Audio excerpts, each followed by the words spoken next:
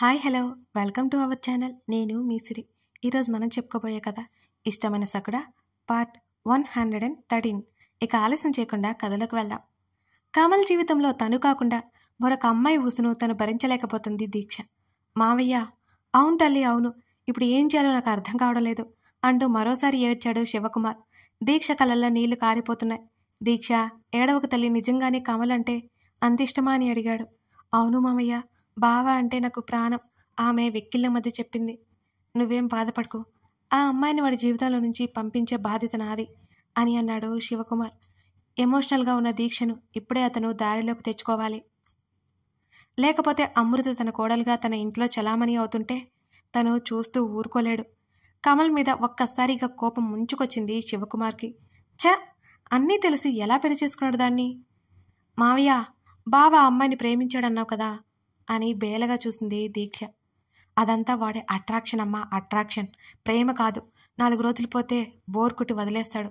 నువ్వు చూస్తూ ఉండు, ఆ అమ్మాయికి డబ్బు కట్టలు విసిరైనా వాడి నుంచి దూరం చేస్తా అంటూనే అమృత మీద దీక్ష మనసులో విషం నాటాడు. అమృత క్యారెక్టర్ దీక్ష దృష్టిలో పడిపోయింది. ఆమె స్వయంగా కమల్ని లోపరుచుకున్నట్టు దీక్ష అనుకుంది. అమృతని ఎక్కడో చూసినట్టు అనిపిస్తోంది. గుర్తుకు రావడం లేదు దీక్షకి. దీక్ష గదిలోకి వెళ్ళిపోయింది. గగన్ ఆ ఇంట్లోకి వచ్చాడు. ఇల్లంతా నిశ్శబ్దంగా ఉంది. అతను శివకుమార్ గది వైపుకి నడిచాడు. కీస్ వేలితో తిప్పుకుంటూ లోపలికి వస్తున్న గగన్ని చూసి శివకుమార్ బిక్క చచ్చిపోయాడు. హాయ్ శకుని మామ్స్ అంటూ ఎదురుగా కుర్చీ లాక్కుని కూర్చున్నాడు. శివకుమార్ మాట పడిపోయినట్టు అనిపించింది. భయంగా గగన్నే చూస్తూ కూర్చున్నాడు. ఆ రోజు అమృత కిడ్నాప్ అయిన రోజు గగన్ విశ్వరూపం అతని కళ్ళ ముందే కదులుతోంది. తన్ని చంపేబోయి లాస్ట్ మినిట్లో వదిలేశాడు. నీ కొడుక్కి పెళ్ళైపోయింది తెలుసా? పనిలో పనిగా నీ మేనల్లుడికి కూడా బాగా పెళ్లి చేశాను అంటూ ఒళ్ళు విరుచుకున్నాడు గగన్. కోపం వస్తున్న చూపించలేని పరిస్థితి శివకుమార్ది. ఇంకేదైనా మాట్లాడితే కోడి మెడని విరిచేసినట్టు తన మెడని కూడా విరిచేస్తాడని మాట్లాడకుండా మౌనంగా ఉన్నాడు. అయినా నీ బుర్రే బుర్ర అంటూ శివకుమార్ తల మీద ఒక్కటిచ్చాడు. ఒక్కసారిగా పాతాళలోకం కనిపించి బుర్ర గిర్రున తిరిగింది. మాట్లాడితే ఎక్కడ చంపేస్తాడేమోనని భయంతో నొప్పిని ఓర్చుకున్నాడు. ఆయన ఎంత ప్లాన్ వేశావురా ముసలి అని ఈసారి కోపంగా చూశాడు శివకుమార్ని. ఏంటా చూపు, దించు అనగానే చూపులు పక్కకు తిప్పుకున్నాడు. ఆ ఉదయ్ గాడికి ఏమైనా సలహా ఇచ్చావా? అమృతని పెళ్లి చేసుకుంటే ఉదయ్ గాడు బ్రతికి పోతాడు. ఇదే కదా నీ దిక్కుమాల ఐడియా? అయినా సరే పెళ్లి చేసుకుని వాణ్ణి నేను చంపుకుంటా ఉంటానని అనుకుంటున్నావు నువ్వు? అసలు ఎలా అనుకున్నావురా అని గగన్ పెదవి విరిచాడు. గగన్ శివకుమార్ వైపు వంగగానే భయంగా చూశాడు శివకుమార్. ఇప్పుడు నిజం చెప్పరా, అమృతకి ఉదయ్కి పెళ్లి చేయడానికి వెనుక కారణం ఏంటి? గగన్ సూటిగా చూశాడు. వేటాడే ముందు చిరుత పులిలా ఉంది ఆ చూపు. గొట్టకలు మింగుతూ చూశాడు శివకుమార్. చెప్తావా చస్తావా? ఆ పక్కనే ఫ్రూట్స్ బౌల్లో ఉన్న కత్తి తీసుకున్నాడు. శివకుమార్ చేతిని అందుకొని ఘాటు పెట్టాడు. అమ్మా! శివకుమార్ గట్టిగా అరిచాడు. చెప్పు, కత్తితో శివకుమార్ అరచేతిలో నెమ్మదిగా ప్రెజర్ ఇవ్వసాగాడు గగన్. నొప్పి ఎక్కువయ్యే కొద్దీ నోరు విప్పాడు శివకుమార్. చెప్తాను అంటూ చేతిని వదలమని వేడుకుంటూనే ఉన్నాడు. నేను కొంచెం మంచోని కాబట్టి నిన్ను కాస్త లేటుగా చంపేస్తా అంటూ దవడ బిగించి కత్తిని మరి కాస్త చేతి లోపలికి దింపాడు. అరిచావో ఇప్పుడే పీక కోసేస్తా అని గగన్ సీరియస్గా చెప్పడంతో నొప్పిని లోపల బిగబట్టుకున్నాడు. ఇలాగే కదరా ముసలినక్క, ఇలాగే కదా ఆ అమ్మాయిని చంపేయమని చెప్పావు? నీ మేనల్లుడు చేసిన తప్పుని కప్పిపుచ్చాలని అలాగే కదరా నువ్వు ప్రయత్నం చేశావు? గగన్ కోపంగా ప్రెజర్ ఇస్తూ ఉంటే అతని చేతిలో నుంచి రక్తం రాసాగింది. బయటికి కక్కలేక మింగలేక శివకుమార్ అటు ఇటు కదలసాగాడు. కత్తి తీసి రక్తాన్ని అతని చొక్కాకు తుడిచి జాగ్రత్తగా అక్కడే పెట్టేశాడు గగన్. చెప్పు అన్నాడు. అమృత కోసం ప్రాణాలు లెక్క చేయలేదు నా కొడుకు. ఆ రోజు నాకు అనుమానం వచ్చింది. అమృతని అలాగే వదిలేస్తే వాడు ఎవరి మాట విండని అర్థమై ఉదయ్తో పెళ్లి చేయాలనుకున్నాను అన్నాడు నొప్పితో విలవెల్లాడిపోతూ. గగన్ దవడ కొండరం ఒక్కసారిగా బెసుకుపోయింది. శివకుమార్ బుర్రకి నిజంగానే ఒక్క క్షణం ఆశ్చర్యపోయాడు గగన్ కూడా. అంటే ఈ స్టోరీ నేను రాసుకున్నప్పుడు పాయింట్స్ అన్నీ అమృత క్యారెక్టర్ని అంటే రేపు తర్వాత చనిపోతున్నట్టు నేను డిజైన్ చేసుకున్నానండి. కానీ నా వల్ల కాలేదు. కథలో అయినా అమ్మాయికి న్యాయం జరగాలనిపించింది. దుర్మార్గులకి శిక్ష పడాలి అనుకున్నాను. అందుకే శిక్షించాలి అంతే. వెంటనే తేరుకొని, అంటే నీ కొడుకు పెళ్లి చేసుకోకుండా ఉదయ్ గారితో పెళ్లి చేయాలని అనుకున్నావు అంతేనా? వాడి ప్రాణాలు కాపాడాలని ఉద్దేశం కాదు అంటూ తీక్షణంగా చూశాడు గగన్. లేదు లేదు, నా మేనల్లుడు నాకు ముఖ్యం. కాకపోతే ఆ అమ్మాయి నా కొడుక్కి భారీగా వద్దు అంటూ అమృత మీద ఉన్న అసహ్యాన్ని ముఖమంతా చూపిస్తుంటే లాగిపెట్టి దవడ పగిలేలా శివకుమార్ని కొట్టాడు గగన్. బుర్ర గిర్రున తిరిగి ఒక్కసారిగా తల తిరిగిపోయింది. తేరుకోవడానికి 2 నిమిషాలు పట్టినట్టు దిక్కులు చూస్తున్నాడు శివకుమార్. ఇద్దరూ సరిపోయారు. అయినా నీ బుర్ర కదరా శకుని మామ. అమృతని ఎలా చంపాలో కూడా వాడికి ఐడియాలు ఇస్తున్నావంటే మామూలుడు కాదురా నువ్వు. ఖచ్చితంగా నిన్ను నేనే చంపేస్తా. గగన్ మాటలకి గుడ్లు పొడుచుకొచ్చాయి శివకుమార్కి. నేనెప్పుడు చెప్పాను అని తడబడ్డాడు. నువ్వేమనుకున్నా నాకు తెలిసిపోతుంది అని అదోలా నవ్వాడు గగన్. మొబైల్ ఏమైనా డ్రాప్ చేస్తున్నాడా అని కంగారు వేసింది శివకుమార్కి. కానీ తన దీక్ష మొబైల్తో ఉదయ్కి కాల్ చేసి మాట్లాడాడు. తన చెల్లిది కానీ తన బావది కానీ కూడా తను తీసుకోలేదు. మరి ఎలా? ఈ గగన్కి తన మాటలన్నీ ఎలా తెలిసాయి? శివకుమార్ ఆలోచిస్తుండగానే ఏం తెలియనట్టు చేతి మీద ప్రెజర్ ఇచ్చాడు. ఒక్కసారిగా కెవ్వుమని కేక పెట్టాడు శివకుమార్. ఆల్రెడీ విరిగిన చెయ్యి అతుక్కోకుండానే నొక్కడంతో విపరీతమైన నొప్పి కలిగింది. ఇవన్నీ చాలా చాలా చిన్న నొప్పులు, కానీ ముందు ముందు నీకు ఖచ్చితంగా ఉంటుంది అంటూ ధరణిని అక్కడికి రప్పించాలని ఆలోచన చేసిన ఉదయ్ని సమర్థించిన విషయాన్ని గుర్తుకు రాగానే గగన్లో ఆవేశపు జ్వాలలు ఒక్కసారిగా ఎగిసిపడ్డాయి. చిటికలో శివకుమార్ చేతిని విరిచాడు. గదిలో నుంచి బయటకు వచ్చిన రజనికి కేకలు వినిపించి అదిరిపడి గబుక్కున తన అన్న రూమ్ వైపుకి వచ్చింది. అప్పటికే గగన్ తాపిగా వెనక్కి వాలి కూర్చుని ఉన్నాడు. అలా నెగ్లెక్ట్ చేయకూడదు, జాగ్రత్తగా ఉండాలి అంటూనే సీరియస్గా చూశాడు శివకుమార్ని.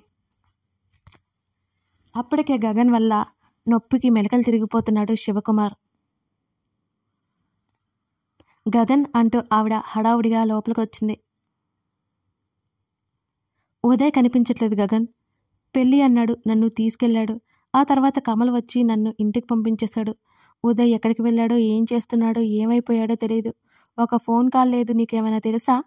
ఆవిడ అడుగుతుంటే ఆవిడ వైపు కొన్ని క్షణాల పాటు అలాగే చూశాడు. తెలీదు పెద్దమ్మ, చాలా మామూలుగా చెప్పాడు గగన్. అసలేమైపోయారో తెలియట్లేదు గగన్. ఇంట్లో చెప్పాలని తెలియదు ఇద్దరికి. ఆవిడ తలబాదుకుంది. అసలు ఇదంతా నీ వల్లే, వాణ్ణి నువ్వే చెడగొట్టావు అంటూ శివకుమార్ వైపు కోపంగా చూసింది ఆవిడ. ఇప్పుడేమైనా అంటే మొదటికే మోసం వస్తుందని మౌనంగా ఉన్నాడు శివకుమార్. సరే నేను వెళ్ళి వస్తాను మామ అంటూ సాగదీసి శివకుమార్ బెడ్ పక్కన ల్యాంప్ టేబుల్ మీద ఉన్న ఐడల్ వైపు ఒకసారి చూసి సన్నగా నవ్వుకున్నాడు గగన్. ఉదయ్ గురించి తెలుసుకోమని ఆవిడ బ్రతిమాలుతుంటే సరే అని చెప్పి బయటకు వచ్చేశాడు. ఆ ఐడల్లో మైక్ పెట్టిన విషయం శివకుమార్కి తెలియదు. ఆ రోజు అది ఇవ్వడానికి తల్లిని పంపించాడు. అది ఇచ్చేసి వచ్చింది మాళవిక. ఆవిడికి కూడా విషయం తెలియదు. దానివల్లే శివకుమార్ ఉదయ్ ప్లాన్ తెలిసింది గగన్కి. అమృత అతనికి కాల్ చేయడం కంటే ముందే తెలిసినా అమృత సూసైడ్ చేసుకోవాలన్న థాట్ వచ్చినట్టు తెలిసి చాలా కంగారు పడ్డాడు గగన్. అమృతకి నచ్చజెప్పి వాళ్ళ ప్లాన్ తిప్పికొట్టాడు. మాళవిక రూమ్లో ముచ్చట్లు పెట్టుకున్న ధరణికి గగన్ వచ్చినట్టు మేడ్ చెప్పడంతో గదిలోకి పరిగెత్తింది. అతడు చొక్కా తీసేసి వెనక్కి వాలి అలా కూర్చున్నాడు రిలాక్స్ అవుతున్నట్టుగా. కాఫీ ఇవ్వనా అని అడిగింది ధరణి. వద్దు అంటూ ఆమెను చూశాడు. తను ఉదయం చెప్పాడు కదా. తయారైపోయి రెడీగా ఉంది. 10 minutes అంటూ వాష్రూమ్లోకి వెళ్ళిపోయాడు గగన్. అమృతకి పెళ్ళైపోయిందనే విషయం ఆల్రెడీ శృతికి చెప్పేసింది ధరణి. శృతి కూడా అక్కడికి వస్తానంది. ఎప్పుడెప్పుడు అమృత దగ్గరికి వెళ్ళాలా అని ఎదురు చూస్తోంది ధరణి. ఇద్దరూ బయలుదేరారు అమృత దగ్గరికి. అమృత నా వల్ల ఎక్కడ చిక్కుల్లో పడుతుందని భయపడ్డాను. ఇప్పుడు చాలా హ్యాపీగా ఉంది. ధరణి నవ్వుతూ చెప్తుంటే అతనికి మాట రాలేదు అసలు. అమృతని కిడ్నాప్ చేసినట్టు ఉదయ్ బెదిరించగానే అతనితో వారం రోజులుగా మాట్లాడడం మానేసి ఉదయ్ చెప్పినట్టే విన్నది అమృత కోసం. కానీ ఆమె కోసం ఉదయ్ చేసిన విధ్వంసం తెలిసే ధరణి అసలు భరించలేదని అతనికి బాగా తెలుసు. కానీ అది ఏదో ఒక రోజు తెలియకుండా ఉండదు. అప్పుడు ఏం చేయాలో అతనికి అర్థం కావడం లేదు. ఆమె అంత సులువుగా ఆ విషయాన్ని తీసుకోదని అతనికి కూడా బాగా తెలుసు. ఏమైంది? వచ్చిన దగ్గర నుంచి అతను అతోలా ఉండడంతో ధరణి అడిగింది. ఏం లేదు, నిన్ను డ్రాప్ చేసి నేను మళ్ళీ వస్తాను అని అన్నాడు. ఎక్కడికైనా వెళ్ళాలా అన్నది. అవును, ఫ్రెండ్ని కలవాలి అన్నాడు అతను. ధరణి అలాగే అన్నట్టు తలాడించింది. కమల్ తీసుకున్న ఇంటి ముందు కారు ఆపాడు. ఇదే వెళ్ళు. నువ్వెప్పుడు వస్తావు మళ్ళీ అని అడిగింది ధరణి. 1 or 2 అవర్స్లో వచ్చేస్తాను అతను చెప్పడంతో ధరణి సరే అన్నట్టు దిగిపోతుంటే ఆమె చేతిని అందుకోవడంతో ఏమిటన్నట్టు అతని వైపు చూసింది ధరణి. Come closer. అతని మాటలకి ఒక్కసారిగా ఆమె ముఖం విప్పారింది.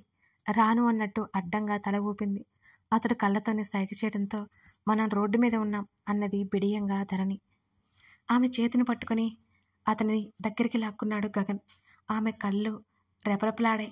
ఓ ఇంపార్టెంట్ మ్యాటర్ డీల్ చేయడానికి వెళ్తున్నా అని అన్నాడు గగన్. అతను వెళ్ళేది మేఘన దగ్గరికని ధరణికి తెలియదు. సరే అన్నది నెమ్మదిగా. ఆల్ ది బెస్ట్ చెప్పవా అని అడిగాడు. ఆమె కలవరం చూసి నవ్వేసుకుంటూ, చెప్పకపోయినా సక్సెస్ చేసేస్తావు నువ్వు, నాకు తెలుసు అన్నది కళ్ళెత్తి చూస్తూ. ఆహా, లేట్ అయినా వస్తాను అంటూ ఆమె చెవి పక్కన ముద్దు పెట్టుకుని వదిలాడు. కారు దిగి గట్టిగా ఊపిరి పీల్చుకుని లోపలికి నడిచింది ధరణి. ఆమె వెళ్ళిపోయిన తర్వాత అతని కారు ముందుకు బయలుదేరింది. హాల్లో కనిపించిన అమృత చెల్లి శరణ్యని ధరణిని చూడగానే పరిగెత్తుకుంటూ వచ్చింది. అక్క, బాగున్నావా అని అడుగుతున్న శరణ్యని చూసి ధరణి ఆశ్చర్యపోయింది. బాగున్నాను, నువ్వు కూడా ఇక్కడే ఉన్నావా? ధరణికి నిజంగానే అర్థం కాలేదు. ఇంట్లో వాళ్ళు ఒప్పుకోకపోతే శరణ్య ఎలా వచ్చింది ఇక్కడికి? అయోమయంగా అనుకుంది ధరణి. దా అక్క అంటూ సోఫా చూపించింది కూర్చోమన్నట్టుగా శరణ్య. అమ్ము ఎక్కడా? ధరణి అడిగింది. అక్క లోపల ఉంది. కమల్ గురించి శరణ్యని అడగాల వద్దా అని ఒక క్షణం ఆలోచించి తటపటాయించి, కమల్ ఉన్నాడా అని అడిగింది. ఏంటి, బావగారు నీకు తెలుసా? ఆ అమ్మాయి నోరు తెరుచుకోవడం చూసి ధరణికి నవ్వొచ్చింది. తెలియడమేంటి, మాకు బంధువులవుతారు అన్నది ధరణి. అందుకే బావగారు చాలా మంచివారు. శరణ్య మాటల్లో లోతు ధరణికి అర్థం కాలేదు. ఒక ఆడపిల్లగా తన అక్క ఎంత నరకం అనుభవించిందో ఊహించగలదు తను. అలాంటి తన అక్కని పెళ్లి చేసుకుని జీవితాన్ని ఇస్తున్నాడు కమల్. కానీ కమల్ అతను అమృతకి జీవితాన్ని ఇవ్వలేదు. అమృత లేకపోతే శూన్యమవుతున్న జీవితాన్ని ఆమె రాకతో రంగులమయం చేసుకుంటున్నాడు. కమల్ గురించి గగన్ చెప్పి ఉండడంతో శరణ్య అదే విధంగా మాట్లాడుతుందని ధరణి అనుకుంది. ఆమె వెనుక జరిగిన అతిపెద్ద కథ గురించి ఆమెకి ఏమాత్రం తెలియనే తెలియదు. బావగారు ఇంట్లో లేరక్క, ఇందాకనే ఎక్కడికో వెళ్ళారు. ఎక్కడికి అనేది నాకు తెలియదు. అమ్మ నాన్న ఏమో పక్కనే గుడి ఉంది, ఎవరో పూజారి గారితో మాట్లాడాలంట వెళ్ళారు అనగానే మరొక షాక్ తగిలింది ధరణికి. ఆంటీ వాళ్ళు ఒప్పుకున్నారా? దేనికక్క? అదే మీ అక్క పెళ్లి చేసుకుంది కదా, దానికోసం. ఒప్పుకున్నారు వాళ్ళు కూడా వచ్చారు అని శరణ్య చెప్పింది. అమృత గది కనుక్కుని మెట్లెక్కి పైకి నడిచింది ధరణి. అమ్ము. దీర్ఘాలోచనలో ఉన్న అమృత పలకలేదు.